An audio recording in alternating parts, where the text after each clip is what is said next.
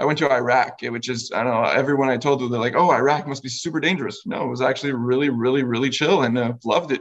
In reality, there are parts of the country that aren't going well, but if you go in the parts where I went in the Kurdistan region, which, is not on, there's no war going on, everything's fine. So, I mean, again, if you just look at the news, you'll say, oh, that's very, very dangerous. But in reality, things are a little bit more nuanced, so I think it's good.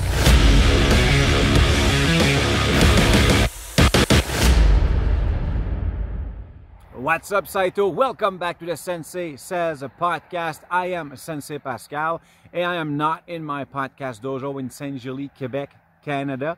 As a matter of fact, I am being surrounded by my beloved Canadian Rockies, just between Pembroke and Iridium Hot Springs in British Columbia. I hope you are doing as fantastic as I am. Thank you for choosing my podcast today, which mission is to discuss with successful people in order to dig out some actionable advice, which is going to help you and me improve on our lives. So why don't you just take a minute and click on that like button, that subscribe button, and also that bell so you get notified as soon as I post new content.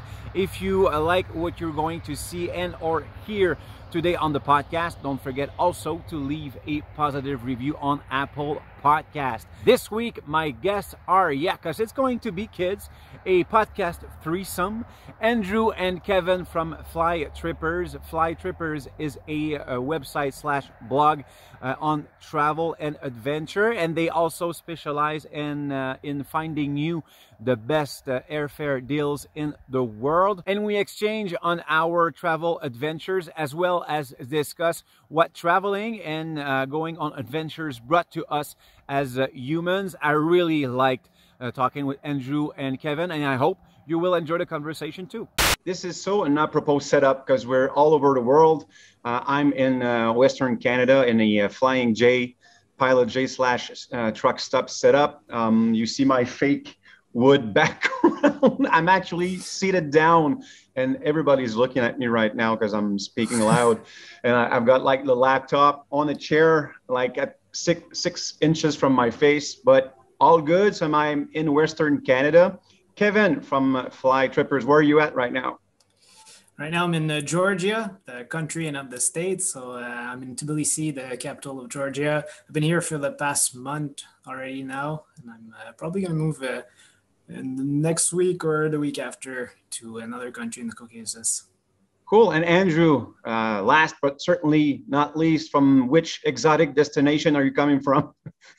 I'm from my home in Quebec, so I'm not an exotic travel destination right now, but we'll be traveling soon, I guess. Hey, it's Three Rivers. Don't say that about Three Rivers. We've got Shawinigan on the South Shore. Come on.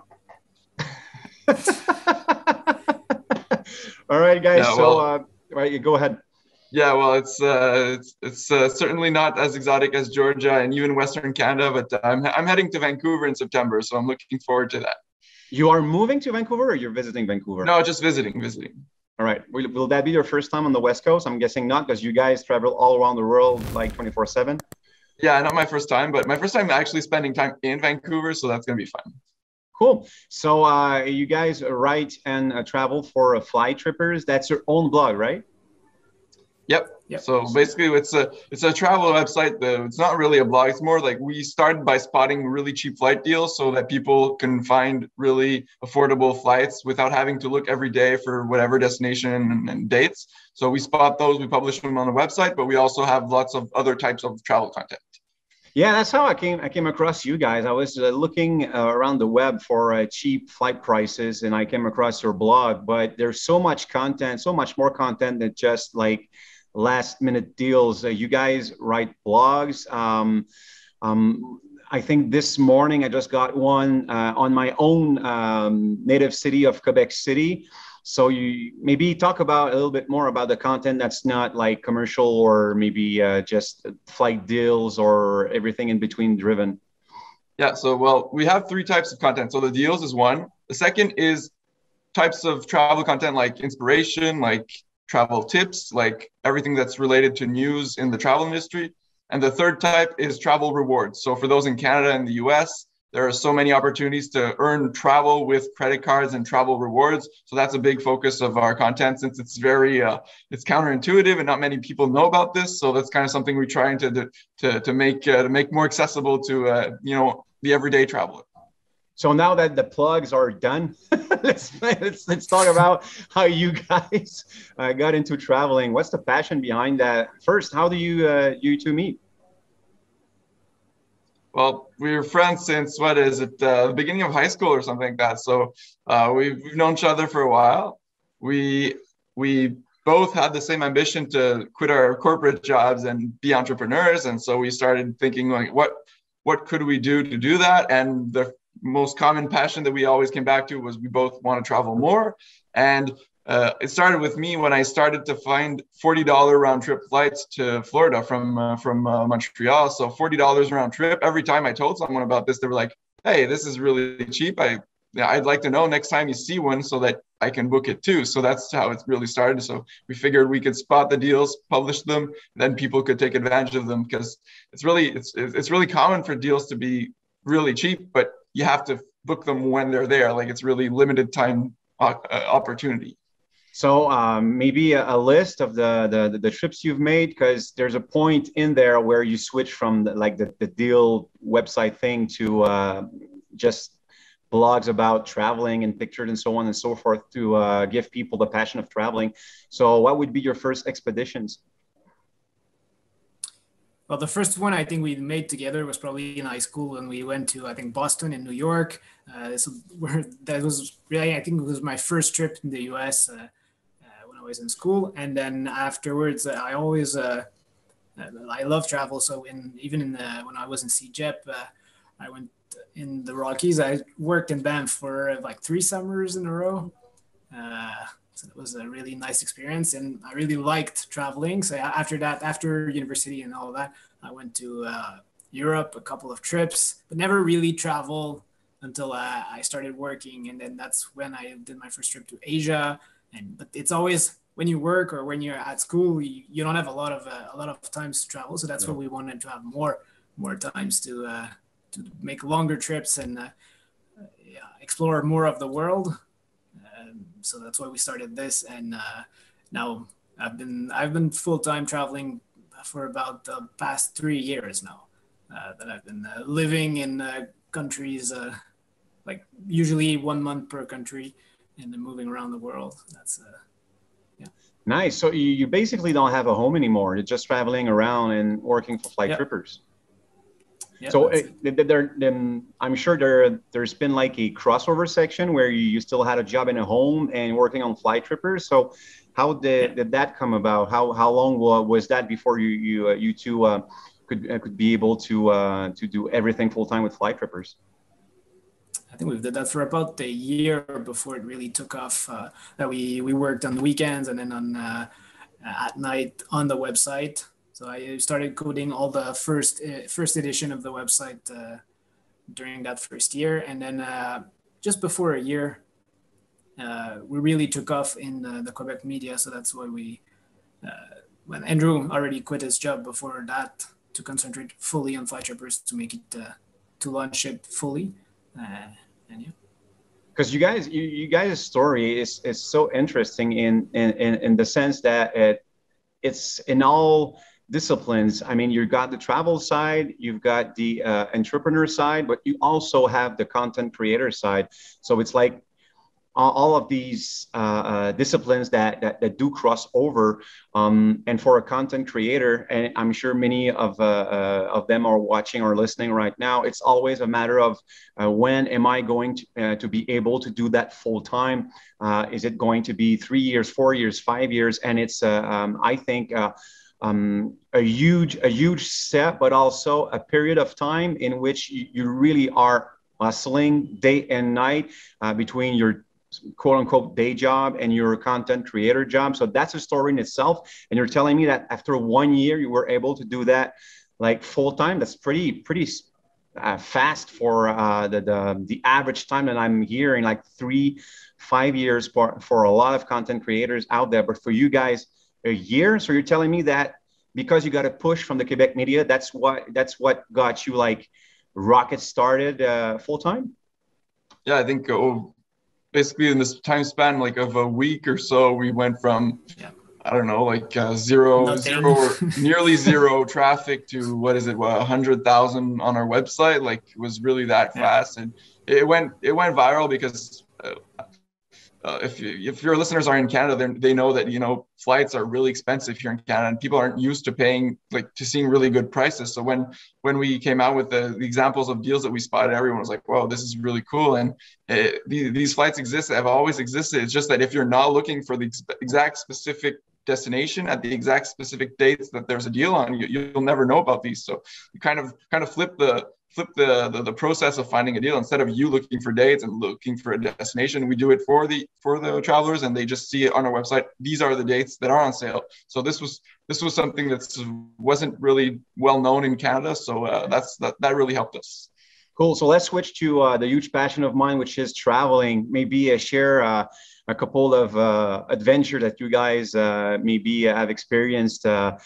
Your worst and your best as Globetrotters. What happened out there that you can share with us? Worst is a tough question, because I always say even the worst trip is better than not traveling at all. So I agree. I really can't even think of one very bad experience at all. I mean, I've been really lucky, and I've been always well prepared as well, which is obviously the key if you're traveling. Even if you're somewhat experienced, like planning ahead, knowing what you're doing, knowing where you're going, it's pretty essential to make sure that everything goes right, and also just be easygoing to kind of, you know, go with the flow, and whatever mishaps happen, you can adjust. But yeah, it's a good question. I don't know if Kevin, you can cover the worst part. I can't think of anything. I think one of the worst thing that happened, it's not even that worse, but that when I was in South Africa in Cape Town, there's a lot of inequality in this part of the world, and there's a lot of homeless people that they can like follow you even inside a grocery store and like tell you, I'm hungry, please buy me some food, and they're really, really insistent. And that's some experiences can be scary in some part of the world, but that's not even that bad. And for the best one, I don't know, like every day is a good experience. I really like discovering new places, and I don't know, one good thing that I loved in the past was 2 years ago, I think I was in Sri Lanka, and just being able to wake up, work in the morning, and then early afternoon go for a bit of surfing in the ocean, and then go back to working the rest of the day. It was really a nice routine that I had there. That was really cool. And I do agree with you guys, Andrew, and you said that coming in prepared properly is the key to success in traveling. And that's the thing that I usually tell also my friends or anyone who's interested in traveling. And I think that's the best part. It's even as equally interesting as the travel itself. Because say when I went to Egypt, the trip itself is the most amazing trip I've ever done in my life. There's so many jaw-dropping moments, and just you're in awe of the architecture, of the history. Of course, one of the richest countries in the world in terms of history. But if you take your travel seriously, first you'll try to learn the local language. And to anyone who's listening or watching right now, that will open you doors you don't even know existed, because you're showing a sign of humility when you're coming in, because you know like the basic phrases, the basic language, and people are going to appreciate you for that. And you're going to open yourself to a lot of just awesome personal connections. In Egypt, I cannot tell you how many discussions I had, because the country was occupied by the French and the English.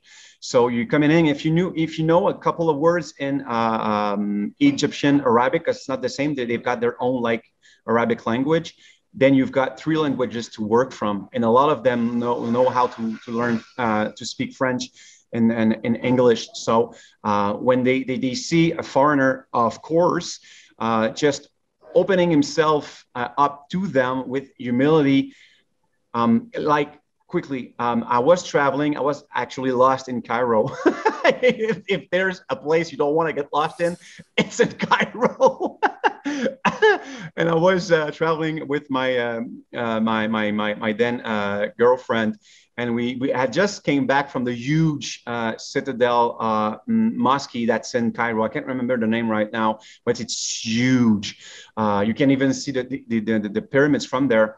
And we tried to walk from the Citadel to the main market, Khan el Khalili, because we wanted to experience like the market lifestyle where you're trying to do, you're searching for an item and they go find it for like the Indiana Jones kind of thing.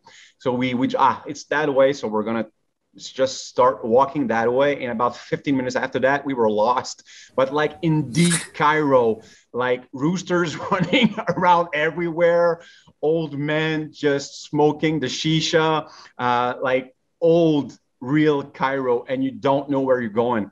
And we came across like 3 Japanese tourists, and just because I had a book and tried to look as if I knew where I was going, they started to follow me. So it's like I never told them, man, I'm as in deep in trouble as you guys are, but I'm going to fake that I know where I'm going. And we didn't make it back to like a main road, a main highway. And because of our accent, there's actually an Egyptian that was a French teacher that approached us and showed us the way to the main market, like about 10, 15 minutes walk. But it's not like that anecdote. It's the talk that we had. He told me all about how Egyptians viewed French, and how he had 2 jobs, one selling carpets and the other one was teaching French in local schools. And he told me that Egyptians considered French the language of the birds. And I found that so cool because we're always in the higher notes, right? Like Spanish. And then we came at a cross point. He told me like the market is on your left, and I'm going like in my carpet shop on my right.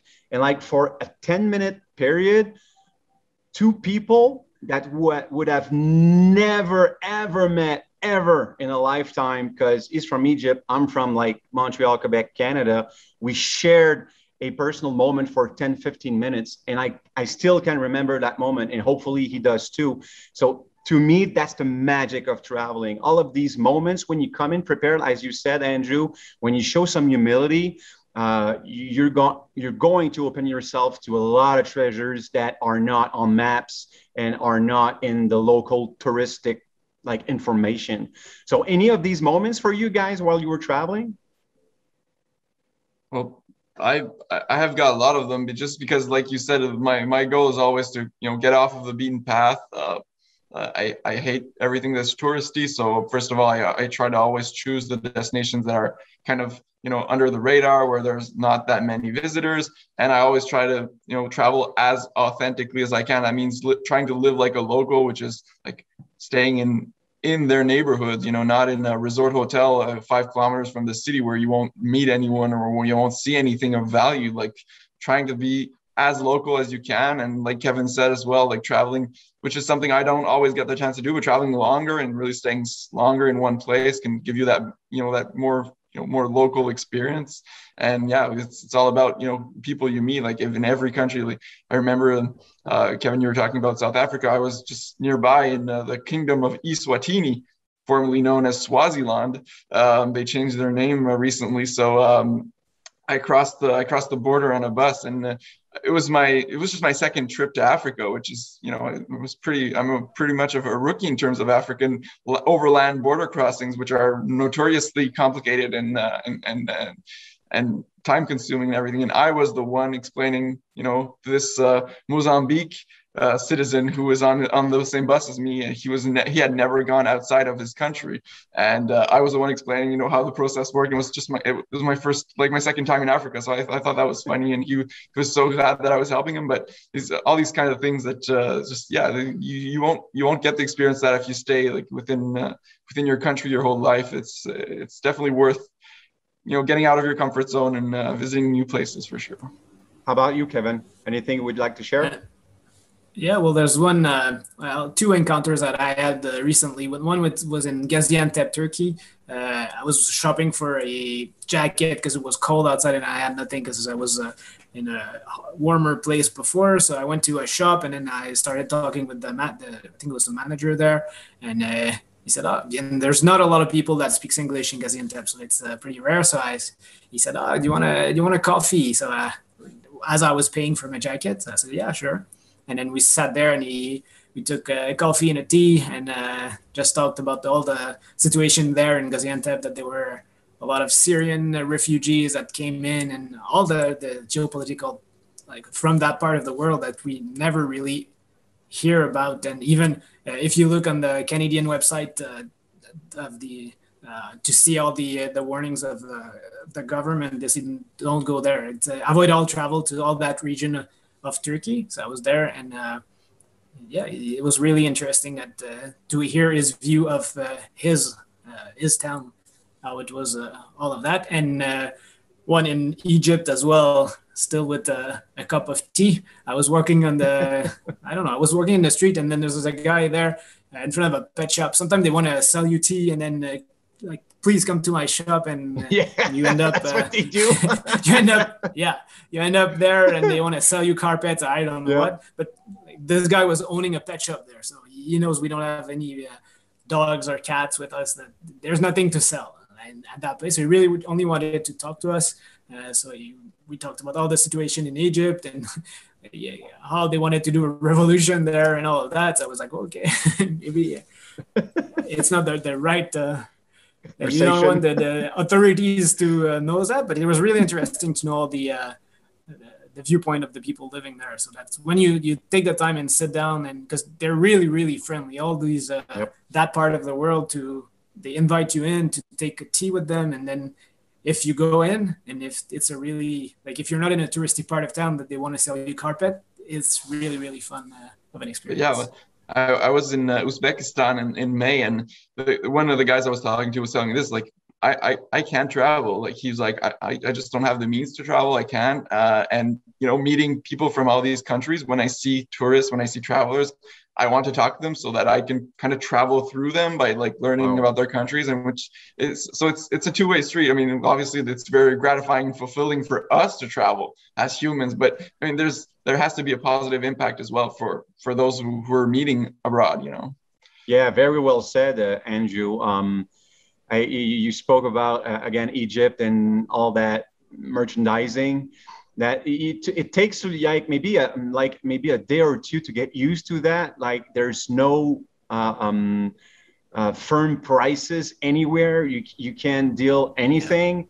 And then when you come back to your own country, it's again a day or two before you get out of that habit. For them, it's like a game. You enter a game of commerce, and it's in the customs of the country. It's always cool to do.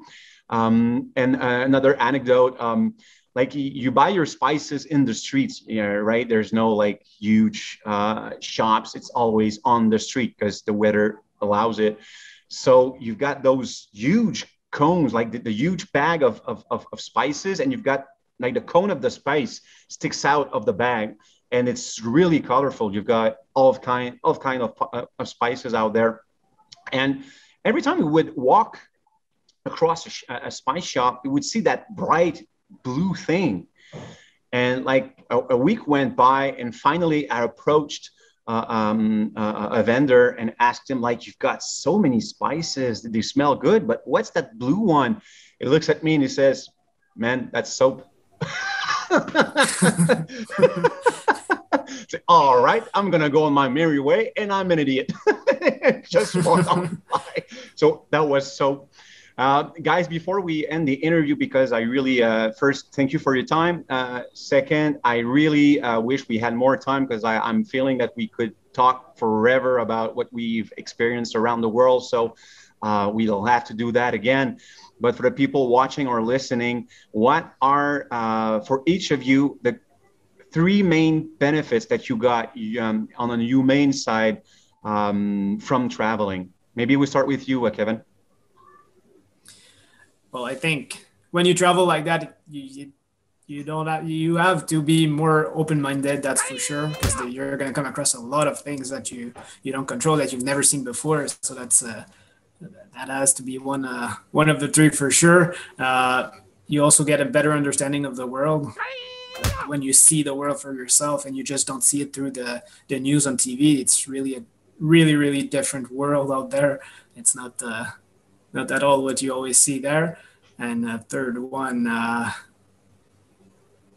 for myself, I think knowing that you can live without much at all, because like I said, I don't have a home base right now, and I'm just living with my backpack and moving country to country, and that's really all I need. I need my laptop to work and get money, and then my bag of clothes to live.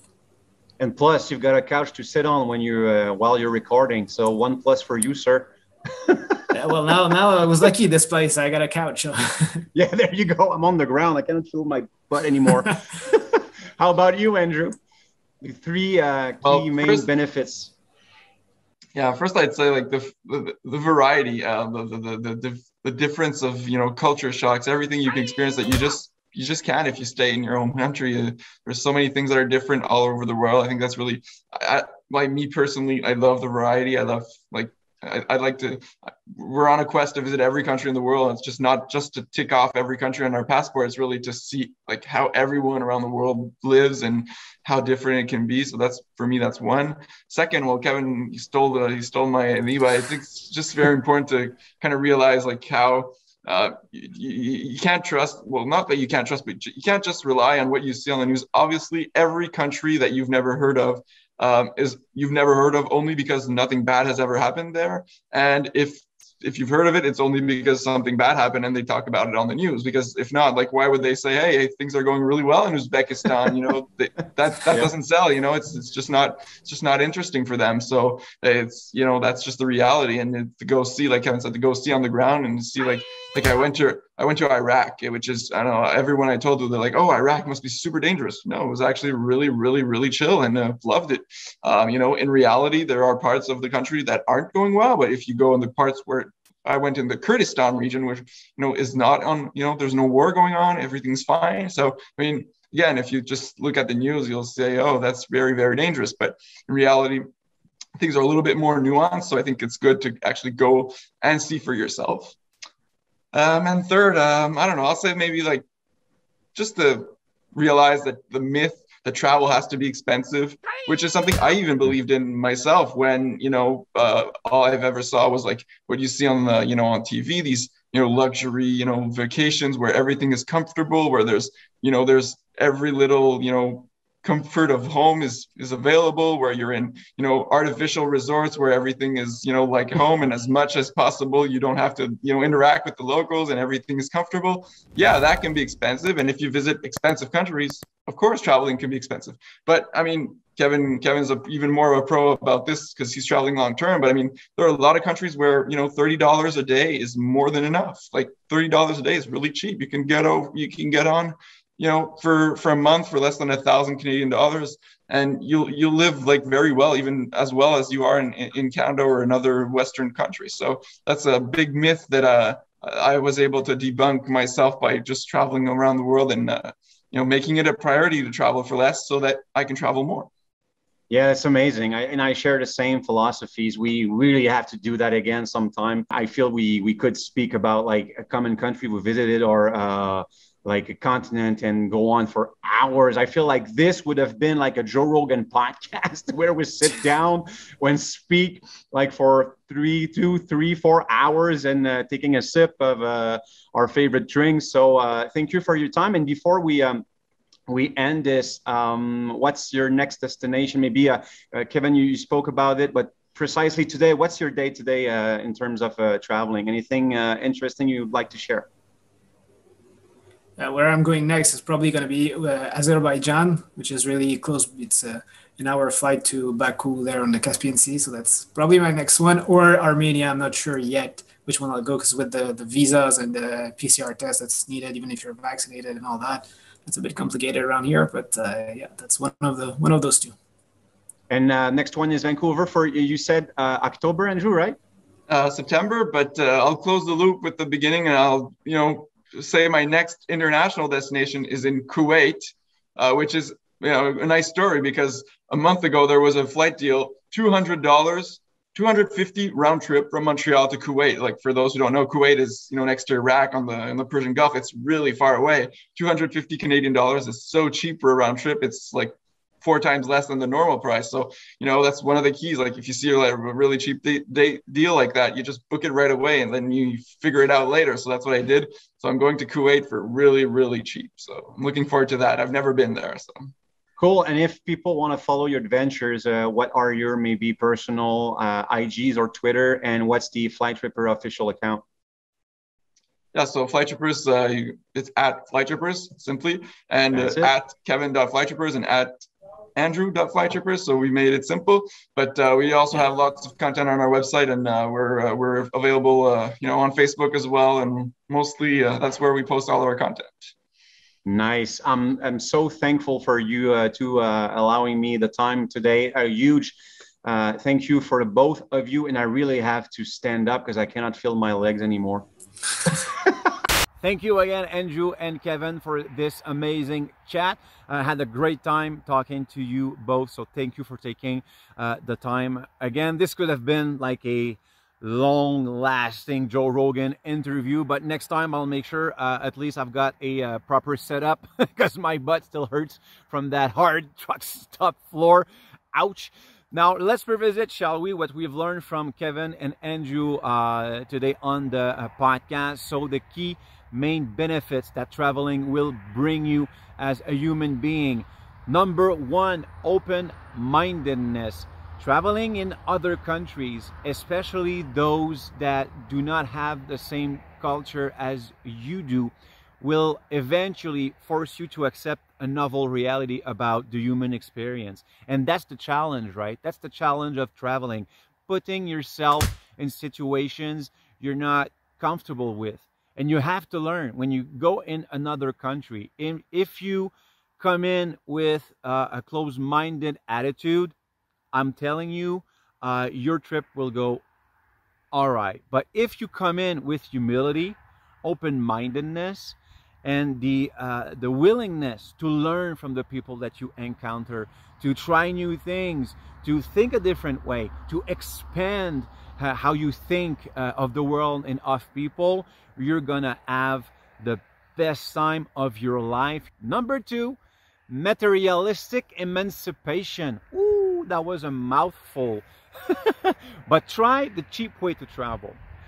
First, because if you're on a budget, traveling the cheap way, the adventure style of traveling, will open destinations to you. Sleeping in your car, which is carping, or trying out youth hostels. Maybe just try in your own state, your own province. Try to have a travel circuit, like maybe 2-3 days, step by step, to be progressively comfortable with discomfort. In fact, discomfort becomes a part of the adventure. Finding out while you're traveling that you can make it with so little, that you can be maybe happier without all of the items and material that you thought you needed to survive as a traveler, or just in your everyday life when you're not traveling. So those are the lessons that may change your life. You come back home and you realize that maybe I have too much. Maybe those are the things that were keeping me from achieving genuine happiness. Third, generating a more realistic understanding of the world. This, again, my friends, is a savant phrase.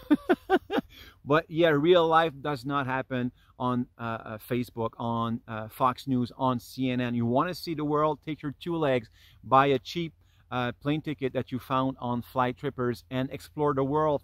It's as simple as that. See it for yourself. Don't be scared by what mass media will try to teach you, because like Andrew said, they do thrive on misery, on fear. Whereas when you go in the actual location, in the actual country, you find out that the people are as nice as your neighbors. That's considering that your neighbors are nice. So if the one on your left is not nice, let's cross fingers that the one on your right is nice. But again, see the world for yourself, exchange with people, get an understanding of their reality, of their culture, of what is it to live in their country. That's way better boots on the ground than being fed what you're being fed right now by mass media or social media. Now, your turn. I want to know, what's your next destination? Please leave it in the comments. And if you're passionate about traveling like I am, please hit the like button. Share your travel stories, your adventures, your traveling tips to our community in the comments as well, or drop me a line on my social media at Sensei Says Pod or at Sensei Says Podcast. If you've enjoyed this week's episode, don't forget to like, subscribe, hit the bell so you get notified, and please tell a friend. Leave a positive review on the Apple Podcast machines. That's going to help me a lot with the growth of this podcast. If you want to receive my new episodes fast and first, there's always the newsletter you can sign up for, senseisays.link/sign up. You want to take notes, or maybe you missed something about the pieces of advice that you've heard today, there's always the show notes and video description you can read. Don't forget to go nuts through our archive. And on that note, Seïtos, I'm going to enjoy a nice sunset in the Rockies. I will see you next week. Thank you for watching and or listening. Seïtos, you are dismissed. I lost everything in the crash. I saw the ad for the Spartan race. I'm like, man, that looks awesome. When I got to the finish line, I collapsed. Like, there was nothing left. There's always somebody who just shows up. And in life, you can't just show up, and ultimately it catches up with you. And the mountains are not forgiving. And so we've had guys fall in crevasses. We've guys had